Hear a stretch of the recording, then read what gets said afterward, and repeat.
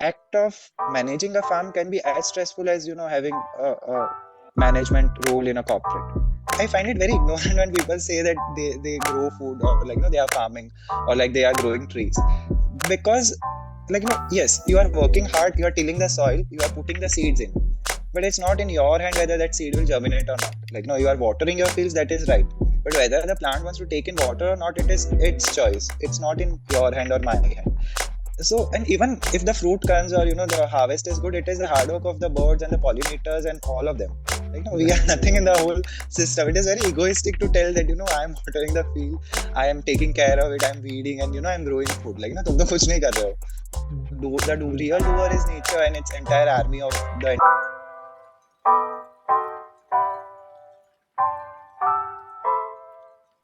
Hello and welcome to another episode of the Tiny Farm Friends podcast.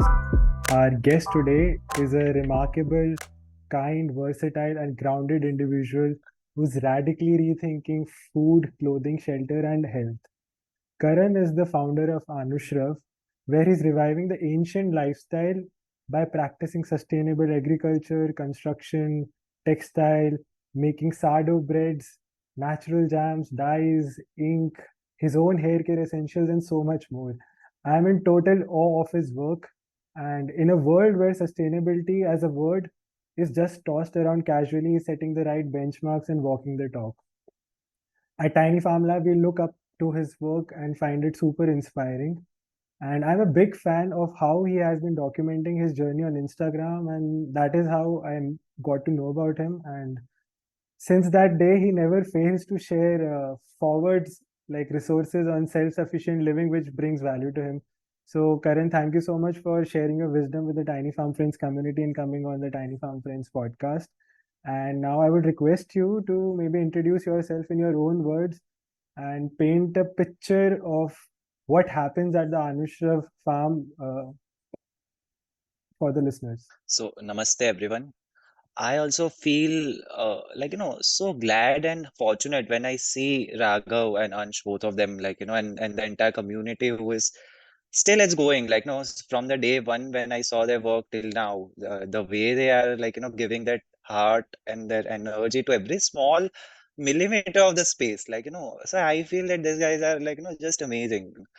And as far as my introduction goes, it's the most difficult job for me as well. Like, when someone asks what you do, I say, I don't know what I'm doing. I'm just like, doing what nature gives me, the role for the day. So even if I plan that tomorrow, like, I have to do this things, and I sleep, next day it's completely different stuff. Like, I wake up and then I go out in the farm and I understand that, today there is something else planned for me. So that way, I would say nature decides who am I for that particular time of the day. As far as Anushrav goes, so Anushrav is a word from Sanskrit, and Shrav is the root, which means to hear. So the word itself means something that is passed from one generation to another through hearing. So in the very typical sense, it meant the Vedas and the Upanishads, which were always transmitted orally way before they were before they decided to let's just write them down. And I chose that word because there is no such word as sustainability in our languages, like in our mother tongue, Gujarati, Hindi, or whatever. This two is what I know. So there is no typical, word for sustainability. And then I realized that we never had to think about it. The inherent lifestyle was such that you didn't need to define what is sustainable and what is not sustainable. And that is where I feel that, and it is not even written. Like, you may find some books, but how to live.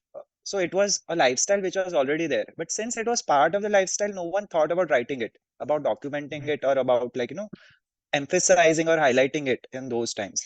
So when I started my journey, I also used to sit with the grandfathers and grandmothers and all the oldest possible like people out there, and I used to just sit with them and talk for hours. So initially, they also are all blank because in many decades, no one has just given them that much attention to talk about their times. Like now everything has changed.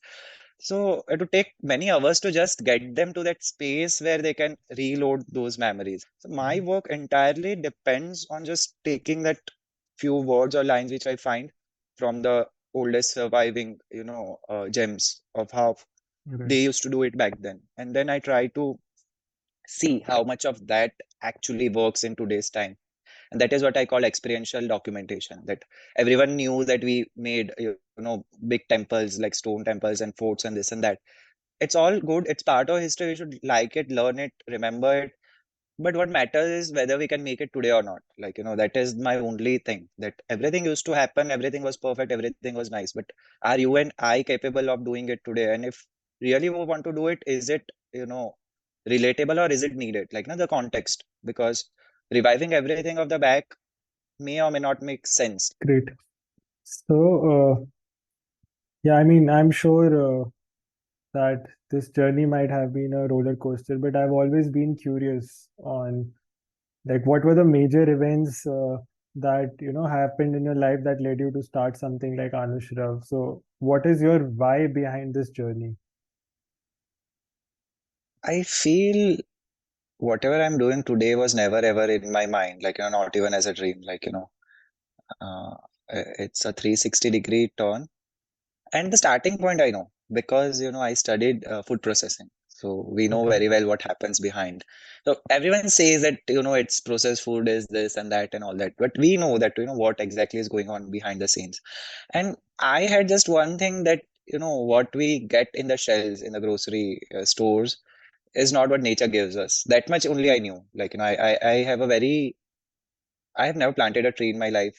I was a complete urban upbringing, like, not knowing what grows on a tree and a plant. And I could not even differentiate between a bull and a cow. So once, when I came, when I was young, so I came in the village in my grandfather's place, and then I was with my cousins. I said that cow looks too tall, like, well built and all. And they are like, it's not a cow, it's a bull.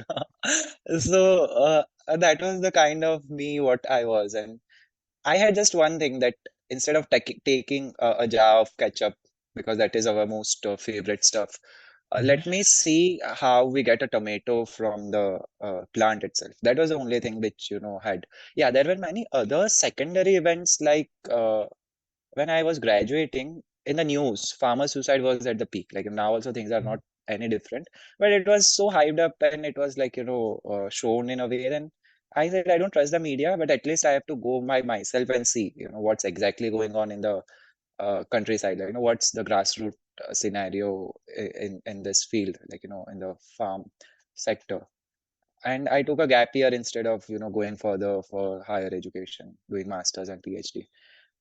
And that 1 year is I feel the reversing 360-degree turn because first that whole year I didn't have anything in my mind. Like I was just being with them. I just wanted to see what's going on. I didn't have that they are using chemicals, it's bad for them, this and that, all that. I was just like let me do what they are doing. So I would just join them in the morning, like if they're working in the paddy fields, they are transplant, like taking the paddy seedlings, then I would also join them. If they're transplanting, I would transplant them. If they are harvesting, I would just be with them and observe, like what's going on.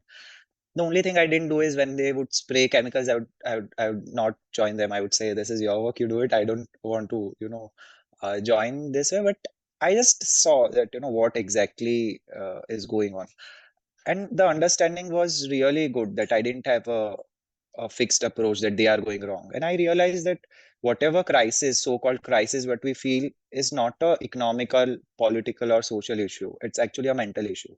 That the centuries of exploitation of the growers has made them like lose all the enthusiasm. So when I said I want to take a gap year, so Mhm. then it is my maternal uncle's place. Right. So they have few fields, and one of them. So after a year, when I said that okay, I'll tell you how it happened. I never Mhm. thought of doing it by myself. So then they said okay, if you want to give it a try, then have this piece of land. And then I just made one condition that if you want to give me, I will not say no. I'm so grateful for it, but you will not question me what I'm doing. Like, if something Mhm. grows or doesn't grow, if it stays empty or it is full of whatever you feel it has to be done, no one will ever question me what I'm doing. Only then I'll, take your offer. And then they said, okay, fine. Look, anyways, I'm so grateful actually to have such a family. So they said, okay, do whatever you want to do. We'll not tell you anything. Like, no questions asked. Even today, it's just more of a I feel if my grandfather would see this, he would cry literally, seeing that the his years of hard work to keep it neat and clean is all like messed up. So that farm, so out of the few farms, one they said, okay, you have this. Right. Yeah. Like, so you never did a corporate job or anything like that before, like ending up into like this life. So I feel I'm again very lucky that I didn't have to go through that mess, because we had 1 year whole training in a commercial dairy plant as a Right. part of the 4 year graduation. So there, so human psychology is what I always love to, keep along with me, along with the other things I do. So I was very lucky that right from the MD, CEO to the plant manager and the senior officers and the floor level workers and everyone, I used to be very uh, like no, I used to get well together. So I used to observe them, interact with them, see them, and I also asked, like, no, why are you doing this?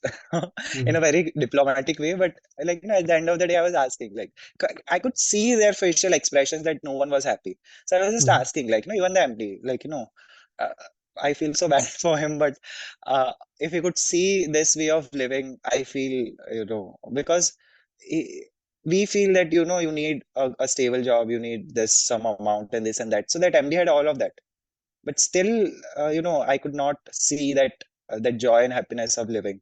And so I didn't ask him very literally, but over the time I understood that, because they used to just say one thing, that we have responsibilities, we have a family to take care of, and that's why we are doing it. And I said, yeah, you may be right, but I don't want to waste a single moment of my life doing something which is not coming from the heart. I can feel you what you say there, and I resonate with a lot of thoughts. But you mentioned the response of your colleagues, if I may call them, about the Hmm. responsibility part of having a family. So we both, as individuals, are in that part of life that we did not take up that Hmm. responsibility, right?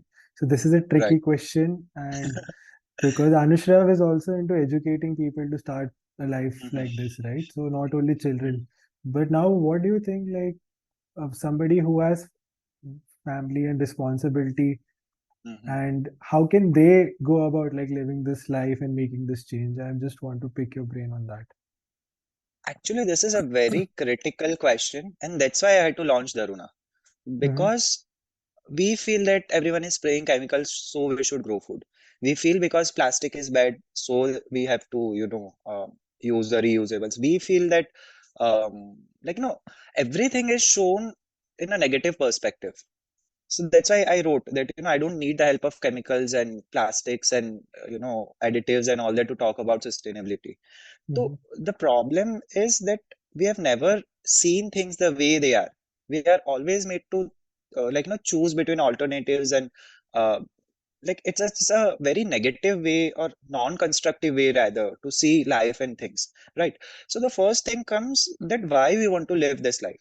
If it is just, so I'll tell very frankly that whether you live in a city or in a farm, so there are many people who buy land, they even physically transfer their bodies and their families, but still they want to live the city life, right? Hmm. So at one point of time, where you are does not matter that much. Yes, it is true that cities cannot give you life, it cannot sustain life, it is, or at least the cities of Right. today. Because if you see Mohenjo-daro, if you see the old civilizations, we see urban settlements as well, right? So it is not entirely that cities are bad. The thing is, we have messed up many things, right? So if you are just escaping the reality of life, and it's not that you work so hard in the corporate to earn something, and if you buy a piece of land and then you are free, it's not a, that was one of the reasons why I started Instagram, to share my stuff here, because it's not the romantic stuff that is being Hmm. portrayed online, you just make your own stuff and it gives you happiness, this and that. Here also you work so hard, and if you have not understood the essence of it, the act of managing a farm can be as stressful as having a management role in a corporate. So Right. I see that it is not just that you go to nature and then you'll have the ideal life. It's, that's why I said it's all in the mind. I always tell people, first go and live for some time, till the time either it's yes or no. Just don't go Right. for a day or two and then feel that it's nicest.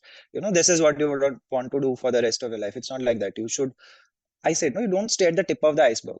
You Hmm. start there, Good. but you go to the bottom, then again come back, make a 360 round, and then you decide that whether this stuff is made for you or not. And that is how Right. even I get fascinated by different things. I also try everything. One example is pottery. Like, I know that I want a specific design of cooking pots and all that. So it makes me self-sufficient. The moment I tried pottery, I realized that it requires a different kind of patience. So natural building also requires patience. Farming also requires patience. Dyeing also requires patience. But pottery requires something which is very specific. Like, there is a very short time frame where you have to finish, make the final finishing, like, whatever you want to shape before it dries out. Natural building, you still have hours or days, but pottery is Mm-hmm. just some very short window. Right. And I said, I don't have that kind of patience to, like, tend to a piece of, art at its time. Like, so I realized that it's not my cup of tea, right?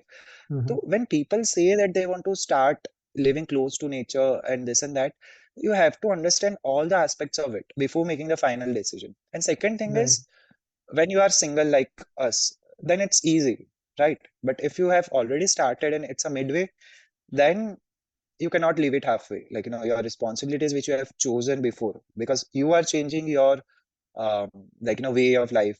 But earlier, all the members of the family were on the same page. So now, if you Mm-hmm. want to change your, direction, then you have to bring everyone on the table and convince. Right. Right. And it's not like doing the majority part, like, the alpha male tendency. It is like, everyone should be given sufficient time to again see from the tip of the iceberg to the bottom and 360-degree. So now it's not just you. Even if you are 100% committed and ready, you have to wait for the rest of your family members to, have that level of clarity and understanding before they can join you. So I feel there is one saying in some African language that if you want to go fast, you go alone. But if you want to go far, then you should, go with everyone, something like that. Yeah. So Yeah. when you are in midway, like, you are not fully independent to make a choice in your life, then you have to wait for those who you feel are precious to you, for them to, um, Mm. agree. And it's not about agreeing, it's from their heart. It should come from the heart and not the brain or the logic. Yeah, Mm. I Yeah, that hope was quite this. profound. Yeah. And Yeah, you mentioned that this kind of life is not at all romantic. I mean, it has its own perks and benefits. That brings me to the another question, that is, you suffered from Cyclone Tauktae, if I'm pronouncing it right. yeah. So, what impact did it have on your farm and also on you psychologically? So Tauktae, so in Gujarat, where I am situated, it is a very safe spot for cyclones Mm-hmm. and even heavy rains and everything. So, and this was the most fertile land because even back then, the first canals came in our district, and people here are very prosperous, and it's all politics in my grandfather's time. Mm-hmm. So, we are blessed as far as the extremes of nature happens. So, if Kutch gets lot of destruction, we get a very reduced amount. We have. So when Tokte came, there was no as such destruction to the farm. Like, the trees, few of them bent, but that's fine. Like, I don't care. Like, let them just stay the way because that shows me that what is the prevailing direction of wind. Mm-hmm. So that was all fine. But what happened is the mud, at the time, it was just a kitchen. Like, I had grown my own sugarcane and I wanted to make jaggery. And since it was in bulk, I could not do it in the kitchen, in the house, like, So I needed something outside, and then I just made the fire stove first. And then I realized that you need a counter because, sitting and standing to just take things, it's not ergonomically, or maybe we are now used to all the comforts. So I said you need a bench next to the fire stove. So I added that addition. And then slowly the entire space got developed. Then I made a storage shelf for the grains and all that different additions as and when, things started building up. And the roof was just the woven bamboo mats. So Mm-hmm. because it was just a temporary stuff to make a jaggery, there was no plan as such to have a whole space for myself. And I usually don't see this television and all this news and everything. So I didn't know what's coming, what's not coming. And suddenly it started raining. And since it was cyclone, it rained and all the, like, with the natural pigments, I painted all the walls for many weeks and everything got washed away in just 1 minute. It was very instant. I thought that it would be just a normal, few showers because it was maybe winter or summertime. It was not the monsoon time. That's why it didn't have a roof because we knew that still, we have lots of time to decide what Right. to do. And this came in between. And then I realized that we should let go of our ego. So natural farming taught me patience because earlier the way we are brought up, it's all fast. Like, after A, then B, C, you have the entire ABCD lined up even before a child is born. Like, Mhm. we try to write the fate of an individual without, taking their purpose into account. So when I started growing, like, learning to grow, and my uncle was always there to back me up. So he would always say me that yes, whatever you're thinking will happen, have patience. I didn't understand. I was like, this guy is just crazy. But nature wanted to teach me. And then no matter how much management I had studied, how much, this planning and this and that, nothing worked as per, your so-called education and management studies and everything. And I was getting stressed. I said, there is difference between actually, going to the farm and living the way nature has, the cycles, or you shift yourself physically, but you are still doing the way you would run a corporate Mhm. or a business. So initially, I also did all that. They say you keep a diary, you write what was sown where and all that. Now I call it nonsense because, like, nature does not work as per what you are planning. Like, nature is nature, we are we. So it got so stressed up, then I threw away the diary, I threw away the clock, and I said I don't need all this. And that was the moment when I became truly free. Before that, it Mhm. was all stress that, I had to sew this, I had to do this. Nothing happens as I said initially, that I sleep with a list of things to do, but next day nature has something else, in my to-do list. So what you plan never happens in reality. Like, no, we may think that we are planning and sewing and doing everything, but nature does not understand any of our logic. So natural farming taught me, or maybe not natural farming, I would say growing your own food taught me patience. That, whatever you have in your mind, it is your understanding. You should be conscious enough to see what nature is trying to hint at, or what nature is actually, thing. The natural building taught me to let go of ego, because that moment, like, just imagine you have spent weeks and months just, like, making something, and making is fine, earthen walls didn't fall off, everything was perfect. Only the final layers of paint, because I love earth as a material, like, I love it completely. But when I see the color of earth, the brown tones in a space where I have to live, I feel it's too gloomy. I want something which lightens up, which cheers up my mood. So I had Mhm. to paint it in something other than the brown. And Right. since it was a kitchen, white was not an option. Like, I could have just taken lime and painted it white, but then it would look like a galaxy, like, a black hole around Milky White walls. Right. So that's how, pigments came into my life. That, color is a psychological need. If, food, clothing, and shelter are our basic needs, then color or art is also as crucial for, our existence. So you spend weeks just painting all of them, and suddenly something comes, washes it away, and you cannot do anything. Like, Right. and not just Tauktae. We had Bipar Joy again coming. And since I knew that before monsoon this happened, so this time I had everything packed nicely. Not a single drop of rain would enter my studio.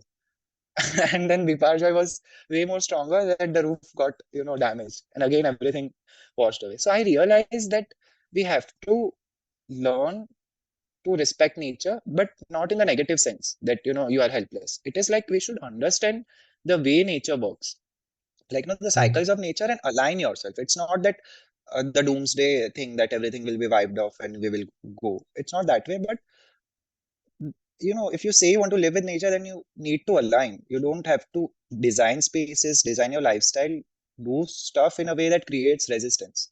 So I feel Tokte taught me, or natural building, if you would call, taught me to let go of ego. That the human ego of I, made something, I did something. Right. I think that has no place in nature. Yeah. After listening to what Himachal and Uttarakhand are going through Mhm. in the current situation, and I was wondering whether like people would now still want to move to the mountains after seeing like what is happening because of climate change, even though we are only responsible for what is happening. Mhm. But I appreciate your positivity and your like I would advice add on something yeah. here. I would add something here that again it's the ego. I said Mhm. everything is in the head, right? Right. So nature, it's not the last or the first mass extinction that, scientists are predicting, and they have their own data and they have their own, reasons for it. Nature has seen it's not the first one. So we don't need to save nature. Nature has seen all this, and it's circle of life and death. So it is not that we have to do something to save nature. Like, nature is already knowing like where to start a forest fire and where to extinguish it. It's just that what we are choosing as a individual, right? And second thing which I would like to say that yes, we are not living in harmony with nature, right? But that does not mean that we alone can change the fate, like that sometimes they say that you do and then everything will happen, because everyone is interconnected with one another. Like if True. there is suffering in any part of the world, every human being will share a small portion of that, or if there is happiness, then we all share it. So like yes, we have to change the way, but for ourselves, like Right. not for nature, like Right. we have these examples in front of us. Like, it just takes few seconds to just wipe off the civilization. And if you see the recent floods, like, the houses were being flown away, that was showing that this is the boundary. But what happens is again we'll fill up and again go back to the ground zero. In So the I floodplains, yeah. feel, yeah, so I feel that diseases and destruction is actually an opportunity for regrowth. Because if you Mhm. see, we cannot, like, suppose you have built something, right? And if you want to make change to it, if you yourself have to do, then it's very difficult to dismantle a building and remove everything and make it fresh. So we should see that nature is actually helping us to clear off what all was nonsense. The only thing I feel we go wrong is to continue the same, like, not learning from uh, our everyday experiences. That still we feel that climate change is not there. Like we feel that it's something of some other planet. We are all safe, and uh, I feel we have this kind of tendency that some superhero will come and save us. I feel it is more of that psychology among all of us कि हमें कुछ करने की जरूरत नहीं है. Like someone will come and save us. So the why of doing is important rather than what to do. Yeah. Right, and I think we can't separate ourselves from nature. We are nature as well. So I think once we Mhm. separate that, you rightly said, we are also bringing in our ego in saying that how we are affecting nature. So what you do is quite versatile and incredible. So, and you mentioned that you did not even have any experience of planting a tree. You did not know how to differentiate between a bull and a cow. So I'm sure it must have been a very steep learning curve. So I wanted to know more about your learning process. Where do you learn from? How do you learn? Also, like for a person like me who just consumes a lot of content and does not know where to stop and start acting, how is Mhm. that process for you? Like, how do you know, okay, I've learned enough to take action? So just Mhm. walk us through your learning process and your incredible journey. So I also felt that you have to first go and see how it is happening. And then I wrote to few play. Actually, I didn't even write to go for volunteering. I just wanted seeds, like the native ones, and I just wrote to all the places which I could, which were being portrayed as the saviors of the planet. Most of them didn't even bother to reply, and then few places replied because they had volunteering options, paid ones, of course. And then I said, okay, fine. Like, since you want something, you have to pay for it and you have to, work and learn. And then I went there. I spent a month in a typical organic farm. And I realized that this is not the way, you can learn something. Because even if you spend 1 year, 2 year, 3 year, 5 years, they will say that your space is like, wherever your farm is has a different climate, different soil, different this, Right. different that. You have to modify things, as per the thing. And it's right. Like you have to change the context every time. Even my neighbor's land would be different than me. That is true. Then what's the point in volunteering somewhere? Because last में, if at the end of the day, if everything is different for you, then what's there to learn from someone else? So then I came back. I didn't stay longer. Then I said, let me give it a try. And here, these guys were like, no, without putting anything, nothing is gonna grow. Then I said, okay, fine, but let's grow, say, like, potatoes. Yeah, they said, yes, this grows. Then I said, let's grow this, like, fenugreek or something. They said, no, this doesn't grow in this part. It is, growing in other part of Gujarat. And then I say, let's grow this. And then, so no, that district is very good in that. Like, we don't grow it. It does not. Yeah, they must have their own, learnings based on the yield and everything. But I said that whether it will grow or not, let nature decide. So I just divided the whole land. It is not too big. I would say acre, not an acre, Mhm. like something half acre, little more maybe. So I just divided it into 120 beds of 100 square feet each, and each bed had something different. And I grew all the things that we eat year round.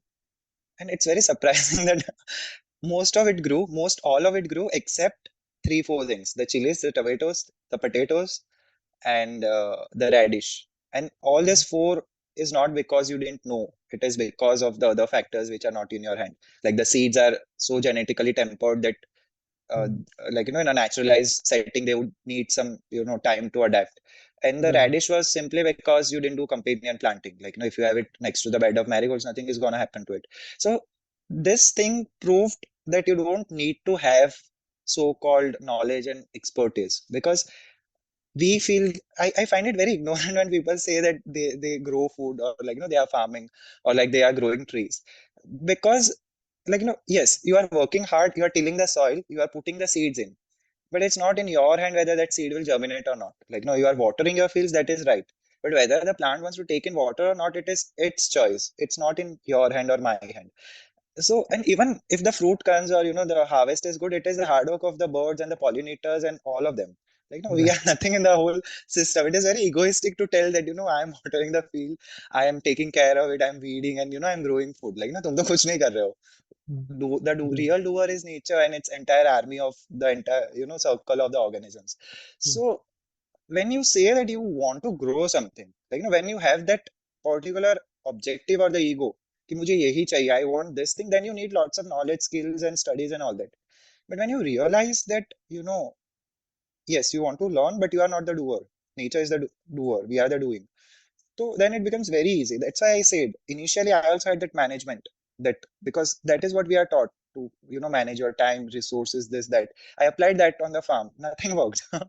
The moment I threw away the diary and the clock, the calendar and the clock, things are wonderful.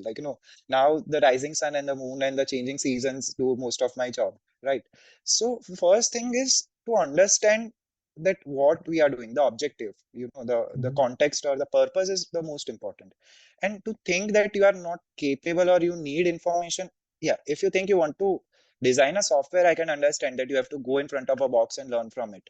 But the things, most of the things, be it arts, crafts, building, farming, growing things, all our forefathers did it. It's in our genes. The only thing is we need to have a belief that you can do it. So now when I want to learn something new, right, you understand that you are capable, but you have forgotten, it's there within the system, within your that belief is the most important, that yes, it is possible, you can do it, right?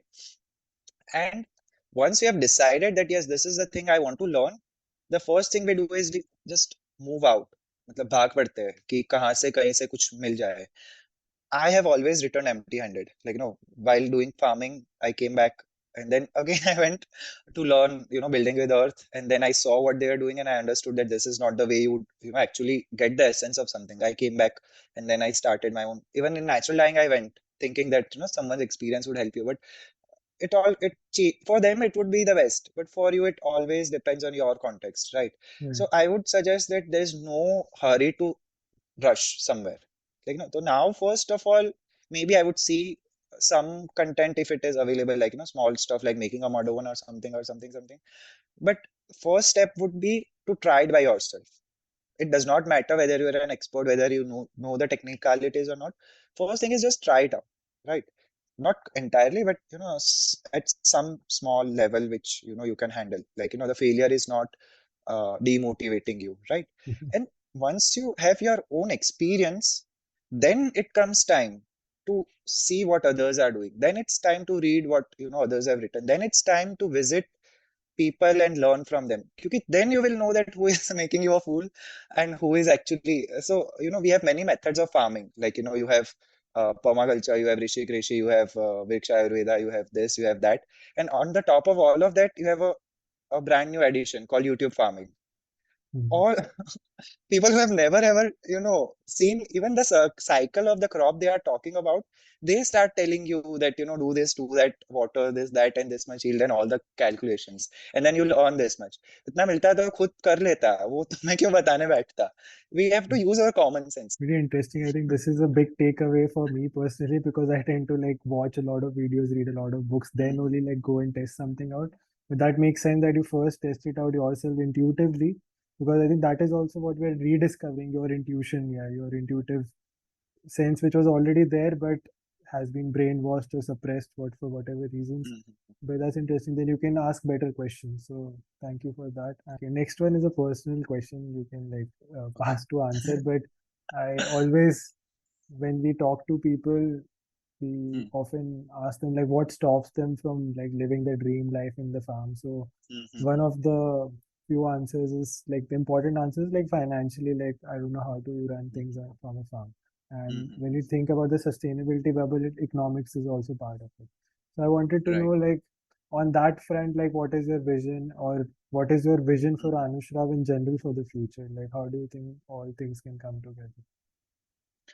Yes, so sustainability also takes into account the economics or the financial part of it.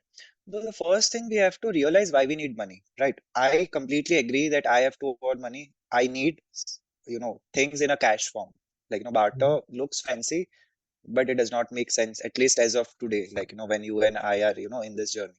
So the first thing we have to accept that money is part of sustainability, money is part of life. Now, why we are earning it, how we are earning it is what we have to work around. The Right. problem, what happens is people tend to see it, they are not accepting that it is a need, right? We are made to think either it's too good or too bad. Like, no, we are not seeing it that it is also a means of, living, right? Maybe because we have gone on the hedonic side. Anyways, so first of all, we need money, right? Now we have to decide that how much is actually needed. Because when you are in a city, you have to pay for even air and water, right? So what you Right. need there, you may or may not need it here, right? Right. So, and every individual different. So I say that barters work as long as your needs are in sync with what nature gives you directly, right? Mhm. So if you want food, you want, building materials and stuff which you can manage from your own land, if all your 100% needs are met, then you don't have to worry about the economic part, because then you are part of the nature. But the moment your or your family's or someone's need in your responsibility is something else than nature directly, then you have to earn. The example would be, healthcare. If someone is already into this chronic, because it's not that you go to the farm, live in peace, and diseases will wipe off, or you'll never fall sick. So if things like education or healthcare, or even wanting to travel, as simple as that, or if I want to buy books from Amazon, right? So you have to then figure out that how much amount you need, because how much amount it may or may not be the same as what used to happen. That is the first question, that you need it, but how much do you need it? And the third is, how do you want to earn it, right? Because it's not that you come to a farmland and do this and you will print money, or you will stay the way others are. It entirely depends on what you are choosing to do, right? For Anushrav, it took me years to just reach this level of acceptance, that uh, because you see, if you have just one thing, no, you don't need much funds, like you can do it. Now in Anushrav, I have taken life at the center, and even and I avoid categorizing things, because life is one. What is happening is, in the area of specialization, someone is taking, the trunk of the elephant and saying, I have the elephant, or someone is taking the tail, and then, someone tells that, come to me and I have the elephant. But everyone, yes, has a part of elephant, but not the elephant as a whole, right? So I realized that we have wonderful, individuals and initiatives and organizations who are doing commendable work in whatever field they have chosen, to specialize in. At the same time, we live in a world where we can simplify things and see life as a whole. Like, instead of, so naturalism is a way of life, but it does not take all the aspects of life, into consideration. So in Anushrav, then I realized that at least six major areas are there which we cannot skip. So first was food and agriculture, like how you grow food, process it, cook it, eat. Second was design and construction, because design is what I say the real solution. Plastic is not a problem. Like, it is the way we have designed. Material and tools and techniques are always neutral. It is the context, the way we apply it, which makes the whole difference. So design is very critical part, and that's why design and construction go together. The way we build houses, our spaces to live and work. Right. And third is clothing and textiles. So your roti kapda makan, the basics. Even after doing this three, life is incomplete, because we need health and healing. You need to know what the body is and how to keep it healthy. And if you are falling sick, how you can get it back to the normal state of health. Right. Then you have education and ecology. Like, we cannot continue the same way of learning. the way we have been gone through. So we have to work on that aspect, and learning, unlearning will be a continuous process. And sixth, the most important, which we are made to think it's time pass, is entertainment, arts and crafts. Because now, people say social media is bad, everyone is hooked up, and but you see that they are not hooked up to the device. It is the entertainment part which we are missing. Our forefathers, after sunset, everyone had time to do whatever they liked to do, or even work was not work, it was a way of living. So they didn't have that stress, they were expressing whatever they wanted to at that very moment of time. Now we have stopped all the crafts and arts and everything, we have become machines, and then we are going back to a machine to get, you know so I need funds which, like, few lakhs or crores would also not do justice to the cause which I feel nature has given me. So earlier, and I don't believe in begging for funds to do charity. So I was very Mhm. clear from day zero that whatever you want to do, you have to do it by your own self. Like, there's no point in, because all the so-called funds and grants come with strings attached, Yeah. and everyone wants to manipulate the story as per their, what they feel is their right. So when you want to do a real change at the mental level and the grassroots level, you cannot rely on someone whose learning, unlearning is still, I don't know whether it has started or it's in the process or where they are.